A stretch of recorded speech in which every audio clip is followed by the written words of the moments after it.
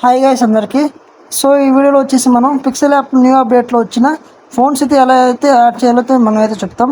ముందైతే మీరు పిక్సెల్ అయితే యాప్ అయితే డౌన్లోడ్ చేసుకోండి. అంతకన్నా ముందు మన యూట్యూబ్ ఛానల్ని కొత్తగా అయితే చూస్తున్నారు వాళ్ళు లైక్ చేసి సబ్స్క్రైబ్ చేసేసి బెల్ ఐకాన్ అయితే ఆన్లో పెట్టుకున్నాం.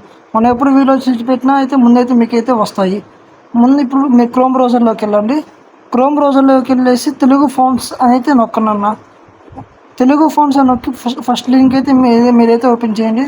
అయితే ఇలా బాక్స్లో అయితే పక్కన అయితే డౌన్లోడ్ అని ఉంటాయి. దాంట్లో వచ్చేసి మీకు నచ్చినైతే మీకు ఎన్ని అయితే నచ్చితే అన్ని అయితే మీరైతే డౌన్లోడ్లో అయితే చేసుకోండి. నేనైతే ఇలా ఒకైతే 3 అయితే డౌన్లోడ్ చేసుకున్నాను అనుకుంటున్నా.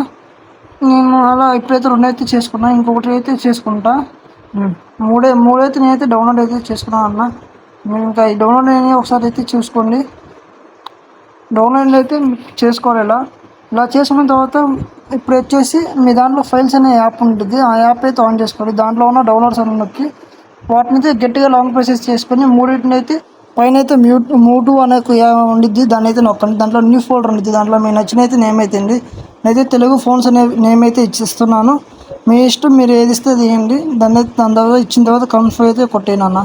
ఇప్పుడు మళ్ళీ కన్ఫర్మ్ కొట్టేసండి. ఇంకా అయిపోయింది. దాని తర్వాత ఇప్పుడు వచ్చేసి మీరు పిక్సెల్ యాప్లోకి అయితే రండి. పిక్సెల్ యాప్ అయితే రండి.